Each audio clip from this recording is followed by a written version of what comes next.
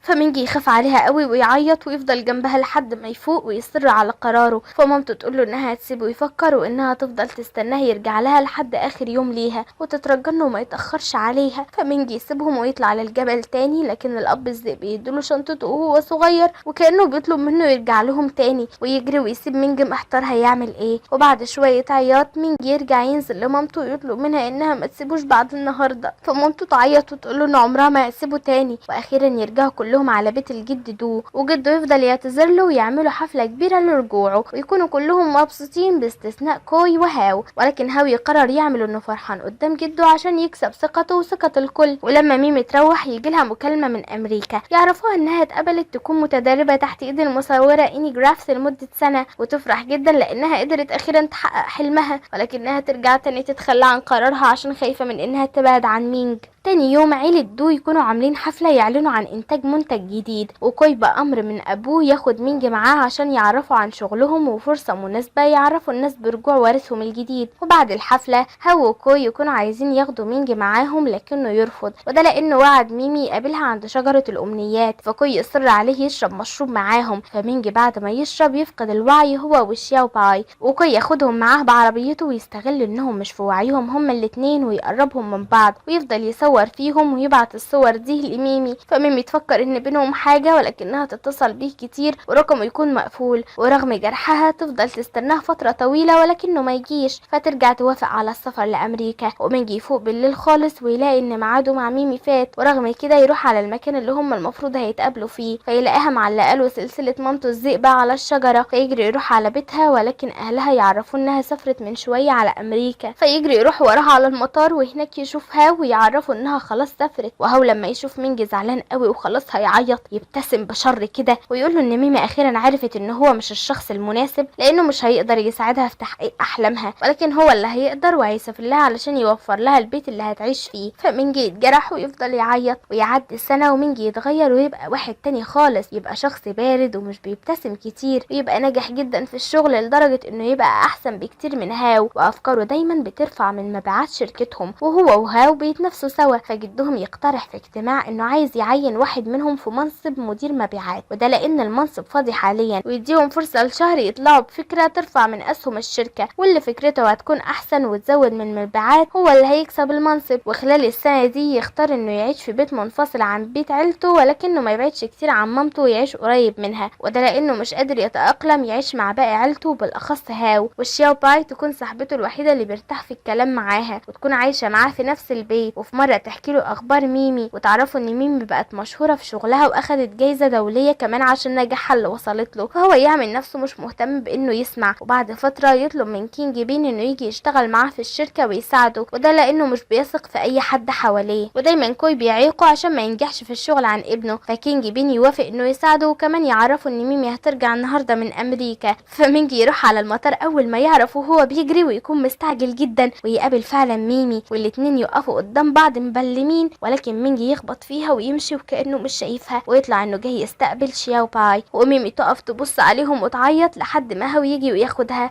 بعد فترة يروح يحضر معرض خيري للصور، ويشوف هناك صورة طفل صغير جنب الذئب، فالصورة تعجبه قوي ويكون عايز يشتريها، ولكنها تطلع مش للبيع، فيفضل يعلي في السعر لحد ما تظهر ميمي وتطلع هي اللي مصورة الصورة، وتقوله ان فنها مش للبيع. ولكن بعد اصرار منه واقناع اللي شغالين معاها توافق علشان تدي التبرع للاطفال المحتاجة. وبعد ما يشتريها يغيظها ويدي الصورة لشياو باي هدية، فتتضايق منه وتروح وراها عشان تتخانق معاه، فيقول لها ان الصورة اللي اشتراها بتبين ان لسه ليه مكان في قلبها، وهي تنكر لكن ما يكونش مصدقها. وشياو باي تكون عارفة ان مين جدها الصورة قدام ميمي بس عشان يغيظها، فهي ترجع تديها له من تاني يوم رئيسة ميمي في الشغل تطلب منها انها تعمل مقابلة مع مينج بما انه شخص مشهور وغني. فميمي في البداية ما تكونش موافقة، ولكن مديرتها تجبرها، فتضطر تروح له على الشركة. في الوقت ده يكون كل الشغل متكثف على مينج وعنده مشاكل كتير، ده غير ان في موظف يجيله ويعرفه انه مصنع من مصانعهم العمال اللي فيه مضطربين على الشغل، فيجري يروح عليه وشياو باي تروح معاه. وميمي لما تروح على الشركة كينج بين اللي يقابلها ويعرفها بمكان المصنع اللي هو موجود فيه، فتروح وراها على هناك. ومينج اول ما يوصل يلاقي العمال متعصبين جدا عشان عرفوا ان الشركة اخدت قرار بانها تقفل لهم المصنع، ولما يشوفوا مينج يكونوا هيضربوه بما انه واحد من اصحاب الشركة. فمينج يخاف على شياو باي ويحميها، فميمي توصل هي كمان وتشوفه وتتضايق قوي، ويبان من نظرة شياو باي لمينج انها بتحبه. وبعدين مينج يزعق للعمال ويهديهم، ولما يعرف المشكلة منهم يأكد لهم ان المصنع مش هيتقفل وانه هيدور على حل في اسرع وقت. ومن كلامه العمال يحسوا انه مصدر للثقة فيثقوا فيه. وميمي لما تلاقيه مسيطر كده وعارف يتصرف تفضل تاخد له صور وتقف تتكلم معاه وتطلب منه يوافق يعمل معاها مقابلة بعد ما بقى رجل اعمال، فهو يقول لها انه مش هيقدر حاليا وانه عنده شغل كتير ويرجع يضغط نفسه في الشغل تاني. فشياو باي تزعل عليه وتحس انه بيعمل كل ده عشان يبطل تفكير في ميمي، فتعزم ميمي على بيتهم بالليل من غير ما تقوله، وهو لما يرجع من الشغل يكون تعبان جدا وينام. ولما ميمي توصل على بيتهم وتعرف انهم عايشين سوا تحس بالغيرة، ولما شياو باي تطلع تناديله تلاقيه سخن جدا وتطلب من ميمي انها تفضل جنبه لحد ما تروح تجيب له دواء. ومينجي لما يفتح عينه ويشوف ميمي يحضنها، وشياو باي لما توصل وتلاقيهم مقربين من بعض تعيط وتحس انها بتحبه، وميمي تحس ان مينجي قرب لها علشان مش في وعيه وما تشوفش شياو باي، فتقرر انها تبعت لها رسالة وتقول لها انها هتمشي. تاني يوم لما مينجي يفوق يرجع على الشغل ويكتشف ان مبيعات شركتهم قلت عن زمان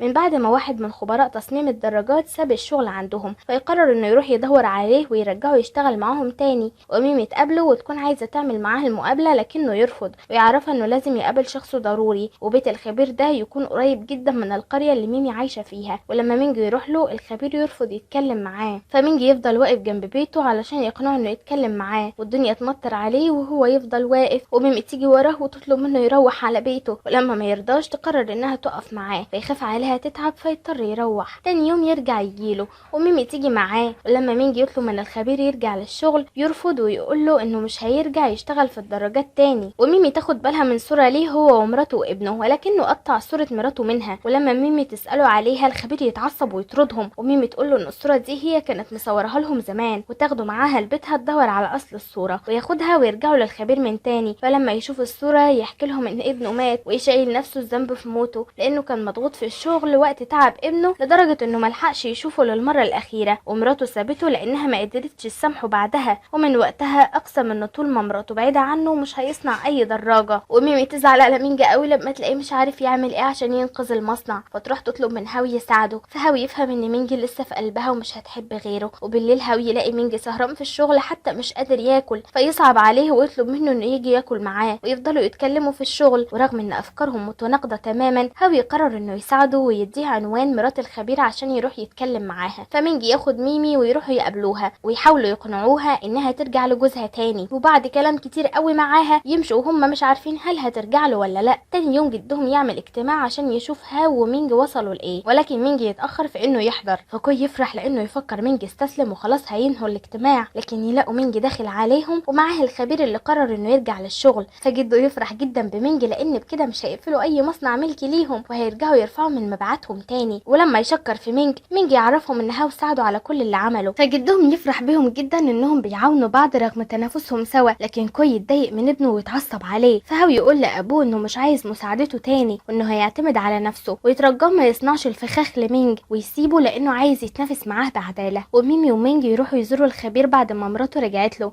تاني يوم ميمي تقرر تعمل تحاليل لانها من فتره بتدوخ كتير، وتكتشف انها مصابه بانيميا فقر الدم، وده بسبب مشكله في خلايا الدم عندها في النخاع، وان مرضها بيزيد سوء وتطور ووصلت لمتلازمه فشل النخاع، وانها تتعرض للعدوى والنزيف من بعد كده، وان معدل نجاتها قليل جدا يوصل ل 30%، ولكنها لو لقت متبرع في اسرع وقت نسبه نجاحها هتزيد وتمشي حزينه ورجلها تاخدها ناحيه بيت مينج وتكون عايزه تشوفه وتحكي له. لكن هاوي اتصل بيها ويطلب يقابلها، فتوصف له مكان حديقه قريبه من بيت مينج عشان تقابله هناك، وتحس ان مينج وحشها قوي وتكون عايزه تشوفه، فتصفر بالصفاره اللي كانت دهلها وهو يسمعها فيحس انها محتاجاه. ولما يقوم عشان يروح يدور عليها شياو باي توقفه ما تكونش عايزاه يروح لها فيحس بحبها ليه، فيقول لها انه تربيه ذئاب وانه بيحب واحده بس في حياته ويبعدها عنه ويروح عشان يدور على ميمي. فيوصل للحديقه ويلاقيها هناك، فقبل ما يروح لها هاوي يوصل ويكون جاي يعترف لميمي بحبه ويقول لها انه عايز يفضل معاها للابد. فلما تسمع كلمه للابد تفضل تعيط لانها عارفه انها مش هتعيش كتير وتحضنه. فمينج يشوفهم من بعيد ويفتكر ان ميمي وافقت على حبه فيمشي. وميمي بعدها تحكي لهاو عن مرضها وتطلب منه ان مرضها يفضل سر بينهم وانها تقول لاهلها بس في الوقت المناسب، وتعتذر له وتقول له انها مش هتقدر تقبل حبه. فيسالها عن سبب هروبها لامريكا وبعدها عن مينج، ويكون مفكر انها عملت كده من بعد ما عرفت عن مرضها. فهي توريه الصور اللي اتبعتت لها من سنه وتحكي له انه ما جاش مقابلتهم. فهاو يفتكر اليوم ده وان ابوه هو اللي وصلهم، فيعرف ان ابوه عمل فيهم حاجه فيدافع عنهم ويقول لها ان باين عليهم انه مش في وعيهم. وتاني يوم يروح لباباه يواجهه بالصور، فكوي يقول له انه عمل كده عشان عارف انه بيحب ميمي وكان عايز يساعده. فهاو يتضايق منه ويطلب منه ما يتدخلش في حياته تاني لانه لو خسر مش هيخسر كل حاجه، وان كفايه عنده حبه ليه وانه عنده كبرياء. ولما يخرج يلاقي شياو باي واقفه جنب الباب وسمعت كل اللي قالوه، ويوريها الصوره اللي معاه ويكون عايز مساعدتها في انهم يصلحوا سوء التفاهم بين ميمي ومينج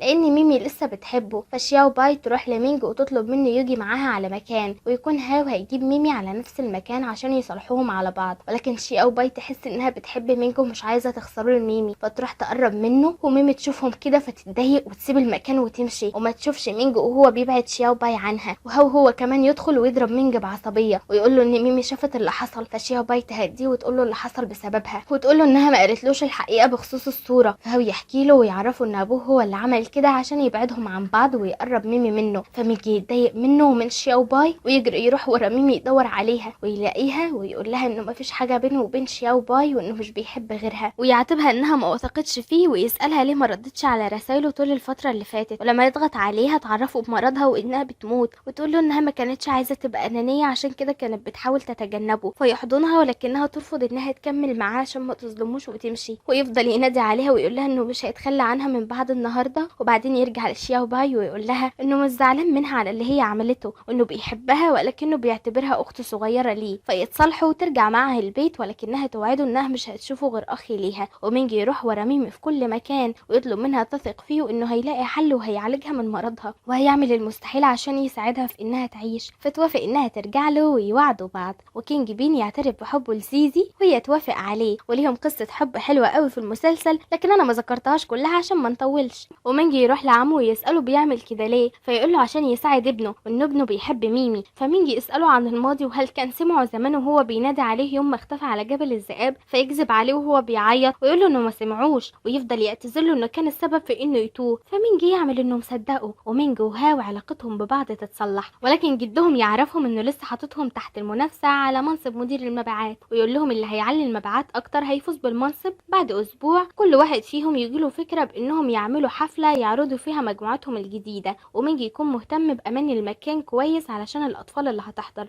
لكن هاو يختار إنه يعلن عن مجموعة درجات الشباب، والمهندس المسؤول عن الحفلتين يكون شخص واحد، وكوي يكلمه ويكون متفق معاه إنه يدمر حفلة مينج. فهاو يسمع المهندس ده وهو بيتكلم، ولكن ما يكونش عارف هو بيكلم مين، فيتصل بسرعة بمينج يحذره، ولكن مينج ما يسمعش موبايله، وفجأة المكان يتدمر ويقع كله على الأطفال ويتصاب كتير. وهاو يوصل على حفلة مينج ويعرفوا إن المهندس حد معينه عشان يخرب المكان، وياخده ويروح يدور عليه مع ميمي وشياو باي. ولكن لما يوصلوا ويشوف المهندس يجي لمينج مكالمة من المستشفى، فيدور وشه هو وميمي وشياو باي وهو بيتكلم، وفجأة كوي يجي للمهندس ويعطيه فلوس لتنفيذه للعملية. فهاو يشوفهم ويشك إن أبوه اللي معينه، فيخاف إن مينج يشوفه ويفهمه غلط من غير ما يتأكد، فيطلب من مينج إنه ياخد البنات ويروح المستشفى وهو هيتكلم مع المهندس. ولكن شياو باي تسيبهم وترجع تاني لهاو، وهاو أثناء ما يكون واقف يعرف إن المهندس ده شريك أبوه في أي حاجة قذرة، ويسمعهم وهم بيتكلموا عن يوم ما كوي ضيع مينج في الغابة ومنع رجال الأنقاذ من إنهم يدوروا عليه. وهاو يعيط بعد ما يشوف سواد أبوه، ولسه بيلف يلاقي شياو باي واقفة وراه وسمعت هي كمان كل اللي حصل، وتزعل على هاو لما تلاقيه مصدوم في أبوه وتحاول تهديه. فهاو يقرر إنه يصلح كل اللي أبوه بيعمله مع مينج ويعوضه. فتاني يوم جده يعمل معاه ومع مينج اجتماع ويشيد في نجاح حفلته وإنه زود من المبيعات. فهاو يقول لجده إنه أخد قرار مهم ومش هيرجع فيه، ويقول له إنه لما تنافس مع مينج اكتشف إنه مناسب أكتر في منصب مدير المبيعات، وإنه يسحب نفسه من المنافسة. فكوي يتضايق جدا منه ويتعصب عليه. فهاو يقول له إنه عارف كل اللي هو عمله ويتمنى إن انسحابه يوقفه عن أذية مينج. تاني يوم مامة شياو باي ترجع على تايوان وتكون ست غنية وتشارك شركة دو في الشغل، وبعد الشغل الكل يتجمع على الأكل ومينج ياخد ميمي تحضر معاهم. وأثناء الأكل جده يطلب من مامة شياو باي إنه يجوز حفيده لبنتها، فمينج يتعصب من جده إنه ما أخدش رأيه ويقطعه إنه بيوعد ميمي. فميمي تتحرج وتمشي وهو يسيبهم ويروح وراها، لكن ميمي تطلب منه يسمع كلام جده وتمشي وتسيبه، فيروح وراها على البيت فترفض تقابله. لكن أبوها يسيبه يطلع لها فيسألها ليه بتبعد عنه، فتقول له إنها هتموت ومش هتقدر تخليه سعيد. فمينج يقول لها إنه هيدور لها على متبرع وهتبقى كويسة، ويقول لها إنها لو بعدت عنه مش هيسامحها أبدا، ولما تفضل على قرارها إنها تبعد عنه يرمي نفسه من على السطح قدامها، فتتخض وتنزل وهي بتعيط تدور عليه وما تلاقيهوش، فتفضل تعيط وتناديله، وسبحان الله يطلع لها من غير حتى جرح، فتحضنه وهي مقهورة من العياط، ويكون عمل كده عشان يحسسها بالوجع اللي هيعيشه لو بعدوا عن بعض. وتاني يوم يجهز لها مكان بصورها ويقدم لها خاتم ويطلب الجواز منها فتوافق. واول ما يلبسه لها اصحابهم يجوا يحتفلوا معاهم والكل يكون فرحان ليهم، من ضمنهم هاو وشياو باي. والفرحة ما تكملش، ميمي تقع تفقد الوعي فينقلوها على المستشفى، ولما تفوق تلاقي مينج حكى كل حاجة عن مرضها لعيلتها، وهاو ومينج يعملوا تحاليل ولكنهم ما ينطبقوش معاها عشان يتبرعوا لها، ويقولوا لهم ان المتبرع لازم يكون من افراد عيلتها. فاهل ميمي يعرفوهم انهم عارفين بحالتها من زمان. وزيزي لما تلاقي حالة اختها بتسوء تقول لهم انها تتبرع لاختها، ولما تروح تعمل التحاليل عشان تتاكد اهلها يوقفوها ويقولوا لها انهم عاملين لها التحاليل من زمان وانها متطابقه. فزيزي تزعل لانها تحس لتاني مره ان اهلها بيجهزوها عشان اليوم ده، وكينج بين يروح وراها فتقول له انها مش زعلانه انها تتبرع لاختها، ولكن زعلانه ان اهلها بيعاملوها كانها قطع غيار. وميمي تسمع كلام اهلها وتزعل منهم انهم عايزين يجبروا اختها على العمليه، وتقول لهم ان اختها ضحت كتير عشانها وانها مش هتسمح لحد انه يجبرها تضحي تاني. وكينج بين ياخد زيزي على اوضه في فندق ضخم وما يروحهاش البيت علشان تغير جو، ومينج يرجع البيت مع ميمي،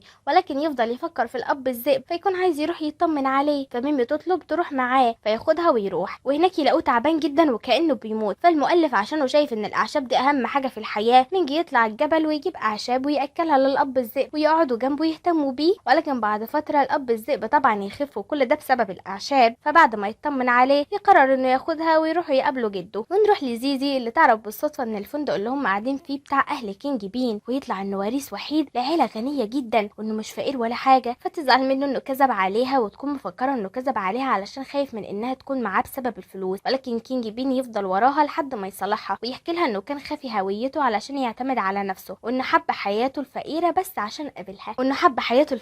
علشان قابلها. ومينج لما يروح لجده ويعرف انه هيتجوز ميمي، جده يتعصب عليه ويكون رافض ويطلب منه يتجوز شياو باي لانها من مستواهم وهي اللي هتساعده ينجح في حياته. فجده يقول انه لو صر عليه اكتر من كده مش هيعتبره حفيده وهيمنعه من الورث. فمينج يقول له انه هيتنازل عن الورث في مقابل انه يتجوز ميمي ويعتذر منه وياخد ميمي ويمشوا ويروحوا يقابلوا زيزي. وميمي تعتذر منها انها اجبرتها تضحي بحاجات كتير عشانها، فزيزي تعرفها انها مش زعلانه وانها تتبرع لها بنخاعها، ولكن كانت محتاجه ان حد يراعي مشاعرها مش اكتر، ويتصالحوا وبعدين يروحوا كلهم للبيت سوا، واهلها يعتذروا منها يعرفوها ان حبهم ليها مش بيقل عن حبهم لميمي، ولكن ما قدروش يوصلوا مشاعرهم ليها صح. وكوي يكون فرحان بتخلي مينج عن الورث، ويروح لهاوي يقول له ان دي فرصتهم الوقت عشان يكون هو الوارث الوحيد. فهاوي يتعصب عليه ويقول له ان اللي حصل مع مينج دلوقتي حصل معاه زمان، ولكن مينج اختار ميمي وتنزل عن كل الورث، لكنه زمان اختار الورث وتنزل عن مامته، وان اللي عاشوا كل السنين دي من اختياره هو مش ظلم من جده. ويعرفوا انه خلاص هيقدم استقالته وانه هيسيب البلد وهيتنزل عن كل حاجه هو كمان. بعد فتره شياو باي تطلب مساعده من ميمي وانها تبقى عارضتها وتلبسها فستان فرح وتاخدها لشجره الامنيات على اساس انها تصور الفستان، ولكن هناك تلاقي مينج ويكونوا عاملين لها مفاجاه ويتصوروا وكانهم بيتجوزوا. بعد فتره المهندس يروح لكوي ويطلب منه فلوس علشان يسافر، فمينج يشوفهم مع بعض ويحس ان عمه هو اللي حرض المهندس يأذيه، فيروح يواجههم ويحذر المهندس من انه ياخد فلوس من عمه، ويقول له انه هيشتكيه وانه يستنى يتقبض عليه، ويكون متأكد ان اي مشكلة وقع فيها عمه كان السبب. حتى يوم الجبل هو اللي اتعمد يسيبه، فعمه يركع يعتذر له، لكن مينج يقول له انه مش هيقبل اعتذاره ابدا ويمشي ويسيبه. فكوي يخاف منه لا يروح يقول لجده. تاني يوم يروح ياخد ميمي ويقرر انهم يروحوا يسجلوا جوازهم قبل ما تعمل العملية، ويسيبها قدام مكتب تسجيل الجواز ويروح يركن عربيته. في الوقت ده كوي يكون مكلم واحد ومتفق معاه انه يخبط مينج بعربيته كانها حادثه، ويجي له مكالمه في وقتها، فلما يرد يلاقيه مينج، ومينج يقول له انه قرر ينسى الماضي وانه مسامحه ويقفل معاه. فكوي لما يرجع يكلم الراجل اللي متفق معاه عشان يلغي المهمه وما يأذيش مينج يلاقيه ما بيردش عليه، فيحاول يتصل بيه ولكنه ما يردش. في الوقت ده هاو وشياو باي يكونوا في طريقهم علشان يشهدوا على جواز مينج وميمي، ولسه مينج بيعدي الطريق رايح لميمي، العربيه اللي هتخبطه تقرب عليه من بعيد، وهاو يشوفه فيجري عليه يبعده ويتخبط هو. فهاو ينزف ويطلب من مينج انه يعيش بسعاده وبعدين يفقد الوعي. وكوي يوصل بعد ما الاسعاف تيجي ويكون قلقان جدا من ان مينج يحصل له حاجه، ولكنه يتصدم لما يلاقي ابنه هو اللي عمل الحادثه ويكون فقد دم كتير. ولكن بالصدفه شياو باي تكون نفس الفصيله وتتبرع له، ولما كوي يأنب نفسه مينج يعرفه انه السبب ورا الحادثه. ولما جده يوصل كوي يخاف منه لا يحكي له، ولكن مينج يقول له انها كانت مجرد حادثه. ولما الدكتور يخرج من العمليه يعرفهم ان هاو لو عدى مرحله الخطر ممكن ما يرجعش يمشي مره تانية على رجليه. فكوي ضميره يأنبه ويروح يعترف لباباه على كل اللي عمله، فابوه ومرات اخوه يتصدموا فيه وابوه يفضل يضربه. فكوي يعتذر ويطلب منهم يسامحوه عشان خاطر ابنه يتعافى، فمينجي يقومه ويقول له انه مسامحه. وجدي مينجي يشوف وقفه ميمي معاهم وانها مش بتسيبهم ابدا،